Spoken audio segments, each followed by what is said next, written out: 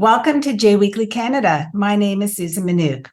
With me via Zoom from New York City is Academy Award-winning Israeli filmmaker Guy Nattiv. Hi, Guy. Hi. You directed the highly anticipated film Golda, featuring actress Helen Mirren as Golda Meir, Israel's first and only female prime minister. The story is set in 1973 during the Yom Kippur War, when Egypt, Syria, and Jordan launched a surprise attack on Israel on its holiest day, Yom Kippur. The film focuses on the difficult and sometimes controversial decisions Prime Minister Golda Meir was forced to make during this time. What drew you to the story of Golda Meir and inspired you to create a film about her? Well, I was just a baby in the war. My mom ran to the shelter with me as a kid, and I was, and my father went to the front to the war, and so I'm from the children of 1973. They call us the baby boom, and it's not until like 10 years ago that I started to understand much more about the war and about Golda, because until then nobody knew anything. It was kind of a top secret, the whole war and what went down there. And I think only when the protocols, the declassified protocols and documents came out, we understood that Golda was not the only person to blame for what happened. It was actually the entire chain of command that were dysfunctional in a way, and this, kind of a debacle regarding the intelligence, not turning on the listening device. But also Golda had her faults. She's not perfect, and she had a lot of faults regarding. She was a refusenik. She said no to every discussion about peace or about like lands, and she was just the wrong person, wrong time, in the wrong place. She made history as a pioneer woman that led a country in a time and place that no woman was in charge of.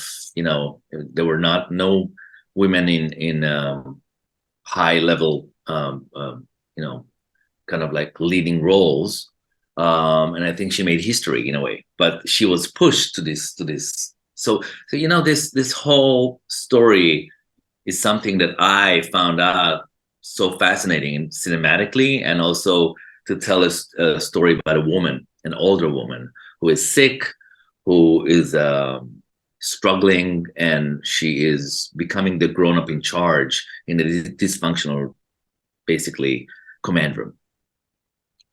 Absolutely. So how did you approach the challenge of depicting such a significant historical figure on screen? Well, but it was not my script. Nicholas Martin wrote the script. I came on board when Helen was already attached as Golda. And when I came to this project, it was 80% war, 20% Golda. And I really wanted to change it. I wanted to bring Golda to become like 80% like character piece, and then 20% war. And I'm happy that I kind of changed the dramatic narrative. And I came on board and I started working with Nicholas on the script. The pandemic happened, and Helen came to my house to meet me. We sat for 3 hours and we just bonded, and we just trying to make it happen, after the pandemic, or towards the end of the pandemic in London. What was it about Helen Mirren, though, that you knew she'd be the perfect person to portray Golda Meir? First of all, she's one of the best actresses of our time. Absolutely. That's one thing, which helps. But when I met her, I felt that I'm talking to my mom. I felt that she has the neshume. She has the soul and the heart. She was 29 when she came to Israel. She volunteered in the kibbutz Haon, and in the north, and she picked tomatoes in the kibbutz. She fell in love with a Jewish man. She toured the country from north to south. She slept on a beach in Eilat. I mean, she was kind of like, she felt Zionist in a way. Israel was in her veins, and that's why when I spoke to her, she felt to me like, oh, she's from my tribe, totally. Knowing that we are on the same page, we both wanted to do the same movie. And she trusted me. And I adore her, not only as an amazing actress, also as a human being. She's just a mensch. So Golda was fighting for the state of Israel and at the same time her own personal war with cancer. Can you talk about this apparent irony and juxtaposition? Yeah, the irony is definitely there. She smoked herself to death. It was almost like a self-destruction. You really showed that in the film. My goodness. Yeah, when she's killing herself with all the cigarettes and stuff. But it's also a end of a period, end of an era for Israel, when the hubris of the left, the hubris of those commanders, the kings of the Middle East, like Dayan, like Dado, like all those commanders that came from the 6-Day War, we control everything, got a giant slap. And it's just get to show you how the hubris and the whole, the cockiness in a way that brought them to the stage of not seeing each other. They were blind, they were deaf, and that's why the smoke is an element that the smoke in their eyes in a way, it's like the fog of war that prevent them from seeing each other. The only move that actually saved us was Golda in front of the Americans, because she knew how to manipulate and control Kissinger and get all those shipments from the States, those planes with weapons, with missiles, with, when Russia was supporting the Arabs. So I think that's something to remember. So Golda had an interesting dynamic with U.S. Secretary of State, Henry Kissinger. So what do you think were some of the reasons for this? First of all, you needed, without the U.S., we wouldn't be today a country, or Israel would be wiped off the map. This is something that you needed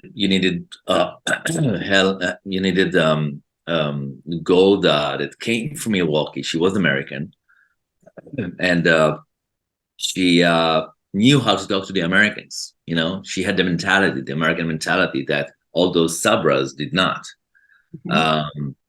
But she was a missed opportunity, because if you look at it, she did not make the peace with Sadat. She saw that on her deathbed, and she did not pick the fruits, and she didn't get the you saw Sadat and Begin getting the awards and all the praise, and where she was, she was just went to the drain of a failure politician. So this film is a little bit cleaning her, bringing her as more human, more emotional, and somebody who has integrity and straight person, something that maybe some of the surprises that people might recognize through your film about her.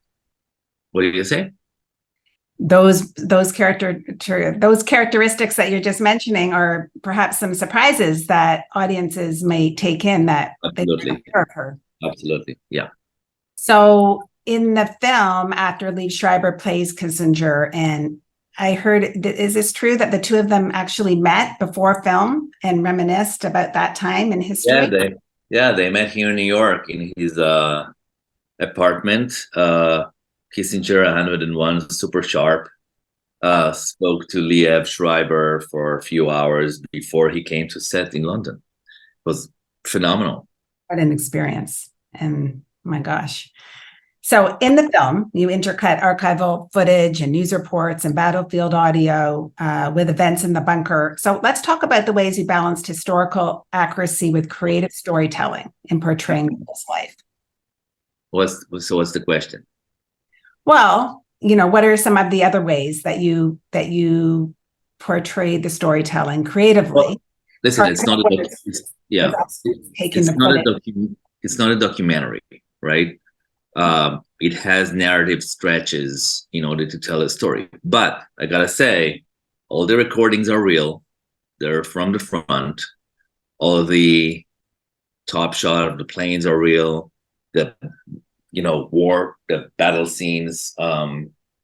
It's all real. It's all like all the facts, because all the discussions in the war rooms, all the war, the progression of the war. It's all based on real events. Of course, it took more than 10 days. I would have to make a mini series like of 7 episodes to tell the entire story of the war. And also, it's not a biopic from birth to death, right? It's not like it's on this war period. Yeah, it's not like The Crown. The Crown is more of this biopic. But if you look at The Queen, this is kind of what I was trying to do, which is like specific time in history in the life of Golda. So Golda Meir's legacy continues to influence politics and leadership. What do you hope viewers will take away from Golda in terms of lessons or insights? Well, first of all, I want people to know who she was, because a lot of people in Israel who are younger, like 19 or 20, think it's an ice cream, because there's an ice cream named Golda in Israel. It's a chain, so they don't even know who she was. So it's a kind of educational tool for the kids of today. People don't know her in the States, But when I was a kid, I was overwhelmed by 2 movies that I've seen when I was 16. One was Gandhi with Ben Kingsley, Richard Attenborough film, and the other one was The Last Emperor, Bernardo Bertolucci film. So I was a kid and I saw a film about his story that I didn't know, a character that I didn't know, and I was overwhelmed. And that's what I want kids today to look, to search, to see their history, to see a story about a pioneer woman who paved the way to Angela Merkel, Margaret Thatcher, Hillary Clinton, women that are significant and powerful.